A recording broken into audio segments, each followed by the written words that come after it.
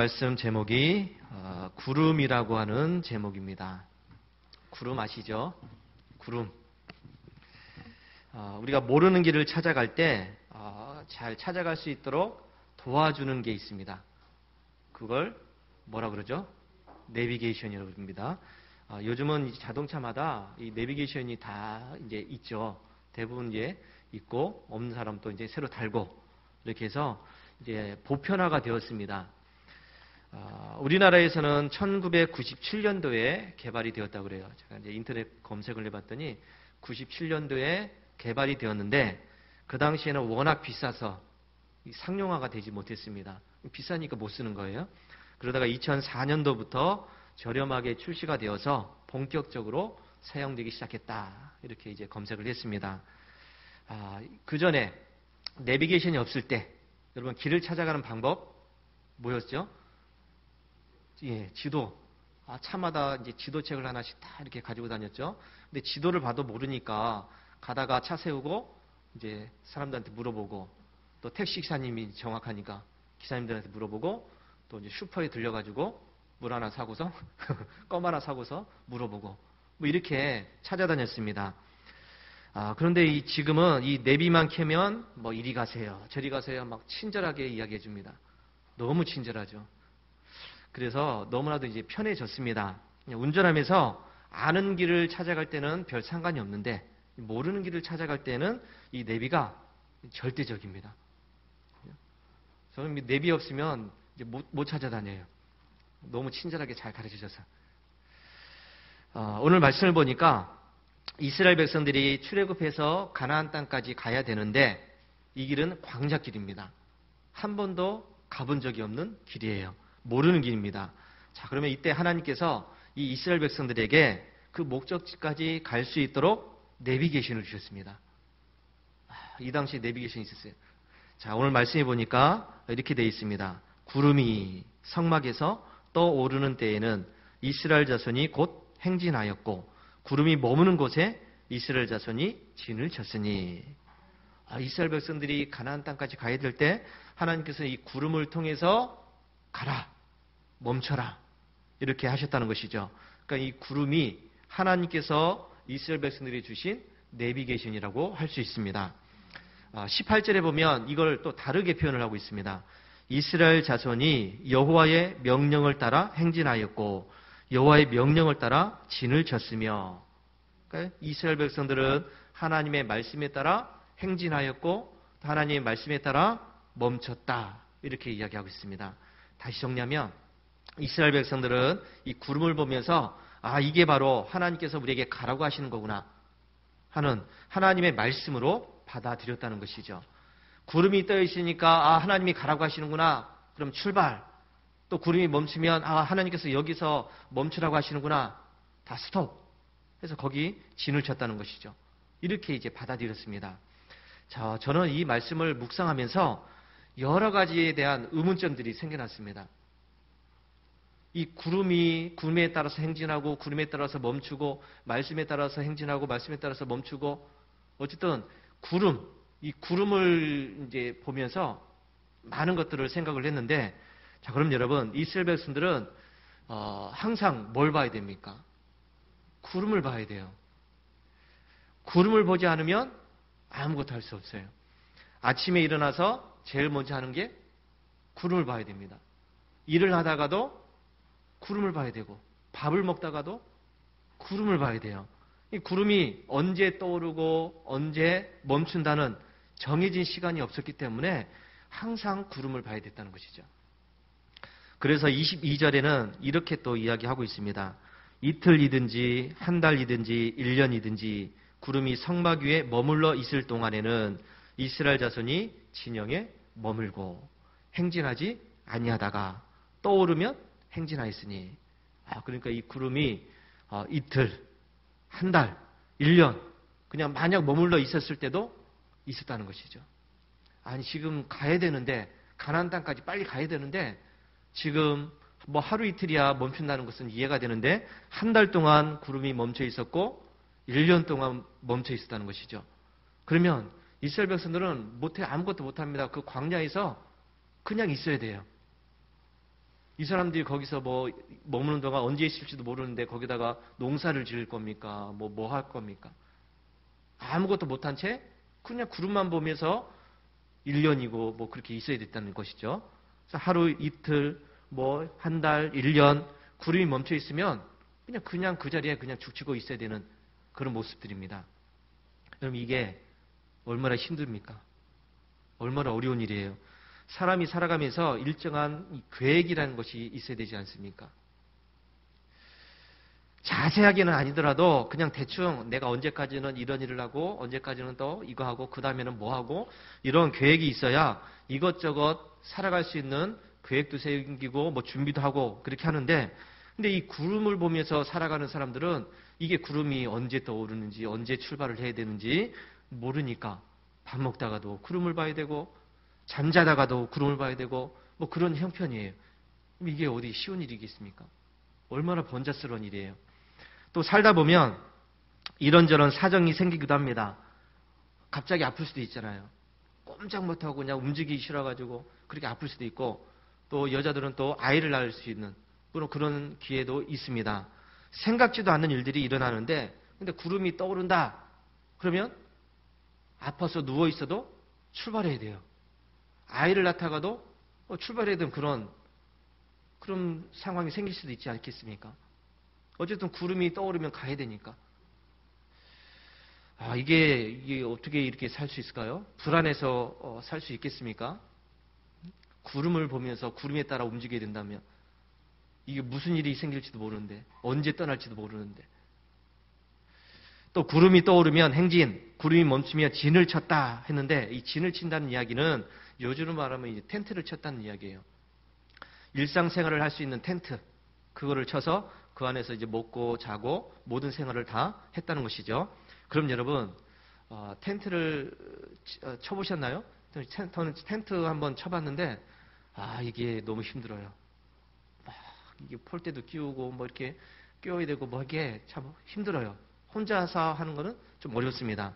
요즘에는 텐트들이 좋아져서 원터치 텐트 해가지고 접혔던 걸 그냥 피면 끝만 풀어주면 막 이렇게 자동적으로 펴져가지고 이렇게 되는 게 있는데 그건 요즘 얘기죠. 이 당시에 그게 있었을 리가 없죠. 텐트도 작은 게 아닙니다. 한 가족이 다 사용해야 되는 그런 텐트고 어떻게 보면 뭐 그 안에 뭐 남자방 여자방 뭐 따로 있어야 되는 이런 구조도 있을 거고 꽤 좀 번거로운 그런 텐트이기도 했을 겁니다.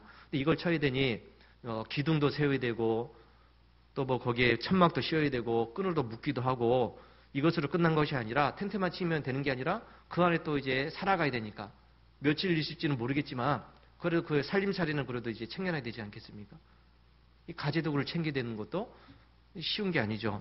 이들은 항상 보따리를 풀었다 쌌다 풀었다 쌌다 이 무한 반복해야 된다는 것이죠.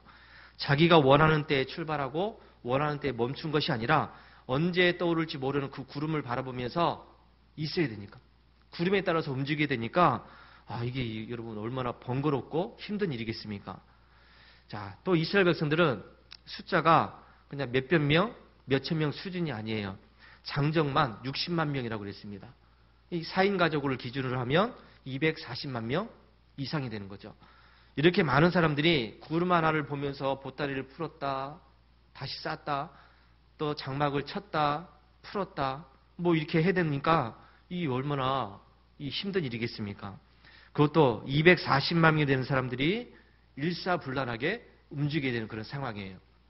다른 사람들은 지금 출발하면서 그렇게 하고 있는데 나는 옆에서 아직 보따리 못 쌌다고 그렇게 있으면 이거 어떡하겠어요? 한두 명도 아니고 240만 명이 되는 그 사람들이 누구는 출발하고 누구는 보따리 싸고 있고 그러면 되겠습니까? 또 240만 명 이상 되는 사람들이 장막을 칠 때 자리 배정하는 것도 문제예요. 12지파별로 이렇게 세 지파씩 동서남북 이렇게 했지만은 이 자리 배정하는 게 어디 쉽겠습니까? 우리 같으면 나는 앞자리, 누구는 뭐 뒷자리, 뭐 이렇게 선호한 자리도 있을 텐데 이들은 그게 아니에요. 그냥 딱 멈춰 그러면 거기에서 일사불란하게 텐트 치고 뭐 자리 배정해서 텐트 치고 이렇게 해야 되는 그런 상황이에요. 지난 여름에 우리나라에서 참 욕먹는 일이 있었습니다. 새만금에서 새만금에서 세계 스카우트 잼버리 대회 이게 있었어요. 우리 청소년들이 와서 우리나라에서 뭐 야영을 체험하고 뭐 이렇게 하는 그런 스카우트 대회였는데 여러분 이때 정말 욕을 굉장히 많이 먹었습니다. 너무 못한다고, 대회 운영을 못한다고. 전 세계에서 제가 몇 명이나 왔는가 또 검색을 해봤더니 한 4만 3천 명이 왔다 그래요. 정확한 숫자인지도 모르겠어요. 4만 3천 명. 그 4만 3천 명의 청소년들이 와서 그 새만금에 와서 그곳에 텐트 치고서 뭐 며칠 동안 있어야 되는 그런 이제 대회였는데 이 준비가 안 된 상태에서 하다 보니까 이 인원을 관리를 못했습니다. 날씨는 덥지, 땅은 축축하지 뭐 이러니까 이 4만 3천 명이 왔던 그 학생들이 그야말로 난리가 났었죠. 그런데 여러분 이스라엘 백성들은 4만 3천 명이 아니라 240만 명 이상입니다. 이들을 지파별로 질서 있게 자리 배치를 하고 일사불란하게 움직이게 하는 것이 결코 쉬운 일이 아니었다는 것이죠. 저는 말씀을 읽으면서 이런 것들을 이제 생각하면서 우리가 신앙생활을 해나가면서 항상 바라봐야 될 것. 우리의 눈에서 놓치지 말아야 될 것은 구름, 곧 하나님의 말씀이라는 것을 깨닫게 되었습니다. 우리가 이 구름을 바라봐야 떠나야 할 때를 알 수가 있고 멈춰야 할 때를 알 수가 있습니다. 하나님의 말씀에 귀를 기울여야 하나님이 원하시는 일들을 할 수가 있다는 것이죠. 구름을 바라보지 않으면 하나님의 말씀에 귀를 기울이지 않으면 우리는 이 광야에서 길을 잃어버리고 맙니다. 내비게이션에서 좌회전하라 그러면 좌회전해야 되고 우회전하라 그러면 우회전해야 됩니다. 그런데 이 말은 듣지 않고서 내 마음대로 편한 대로 핸들을 내 마음대로 움직이게 되면 길을 잃게 되는 것이죠. 그 길을 헤매게 됩니다. 이 구름을 바라보고 움직인다는 것은 여러분 집중해야 되는 일입니다. 집중해야 돼요. 하나님의 말씀에 귀를 기울여야 된다는 것이죠. 우리의 눈을 엉뚱한 곳에 두고 우리의 귀를 다른 곳에 두게 되면 이 문제가 생기는 것이죠. 우리는 그걸 바라봐야 됩니다. 이단에 빠진 사람들이 왜 빠져드느냐? 저분은 정말 열심히 신앙생활하고 장로님인데 권사님인데 또 심지어는 목사님들인데 왜 이단에 빠졌을까? 이거를 이제 한번 생각해 보면 그들의 교리들을 살펴보면 얼토당토하는 내용들이 참 많이 있어요. 그런데 그런 내용들을 교묘하게 비틀고 꼬아서 논리적으로 이해하게 만들어 놨습니다. 그러니까 여러분 신앙의 기본이 없는 분들 이런 분들은 거기에서 하는 얘기들이 맞아요. 논리적으로 맞습니다. 그러니까 빠져드는 것이죠. 새로운 거 배웠다. 기존 교회에서 전혀 들어보지 못한 새로운 것이다. 이게 참 복음이다. 그러면서 거기에 빠져들게 됩니다. 이 성도들이 이 바른 복음, 진리의 말씀에 바로 서 있지 못하면 이렇게 되는 것이죠. 성도들이 이 하나님의 말씀에 집중하지 않으면 또 정확하게 보지 않고 분별해서 듣지 않으면 그래서 대충 그럴 거야 라고 하면서 그렇게 듣게 되면 이단과 같은 그런 잘못된 말씀이 들어왔을 때 정신없이 빠져드는 것을 보게 됩니다. 말씀을 올바르게 모른다는 것이죠. 자, 여러분 우리가 이 천국까지 가는 신앙생활의 길은 멀고 험한 길입니다. 멀고 험한 길이에요. 나는 예수님이 나를 죄에서 구원해 주셨으니까 나는 이제부터 꽃길을 걸어갈 수 있을까요? 아니에요. 그동안 내가 힘들게 살았는데 고생하면서 살았는데 내가 이제부터 예수님을 믿으니까 나의 인생은 이제 좋아질 거야. 아닙니다. 내가 열심히 기도하고 예배도 잘 참석하고 봉사도 열심히 하니까 하나님이 나를 이제부터 좋은 길로 인도해 주실 거야. 아니에요. 여러분 예수님을 믿는다고 해서 갑자기 인생이 좋아지고 꽃길이 펼쳐지고 하늘에서 돈다발이 떨어지고 막 질병이 고침받고 하루아침에 걱정 근심이 사라지는 것은 아니라는 것을 아시기 바랍니다. 우리가 가는 이 신앙의 길은 광야길입니다. 거기에는 온갖 벌레들이 짐승들이 또 독사들이 득실거리고 있는 곳입니다. 온갖 질병과 아픔과 고통이 언제 생길지 모르는 그런 곳입니다. 중간에 어떤 일이 일어날지 모르고 무슨 사건과 사고가 생길지 모르는 길입니다. 이런 길을 지금 우리가 가고 있는 겁니다.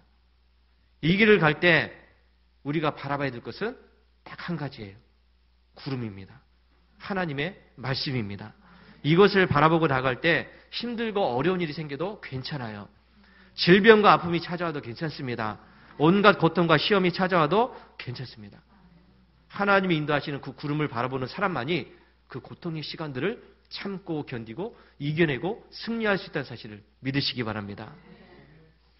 하나님께서 우리에게 보여주시는 이 구름은 우리가 이 가는 이 광야길을 안전하게 갈 수 있도록 도와주는 그런 구름입니다.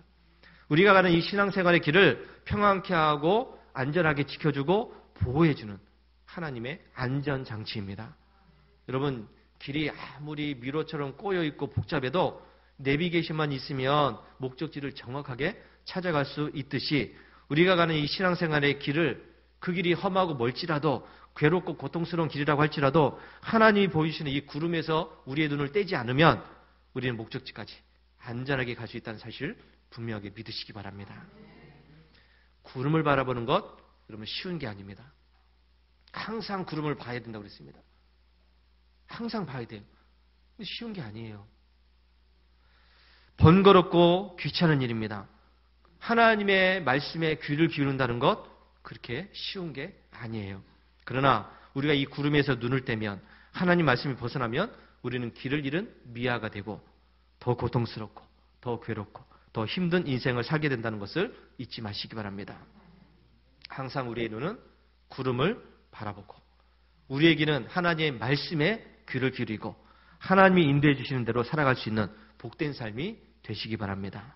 그래서 여러분의 그 신앙의 길이 천국까지 가는 그 신앙의 길이 안전한 길이 되시기 바랍니다. 하나님께서 인도해 주시는 그런 귀한 길이 되시기 바랍니다.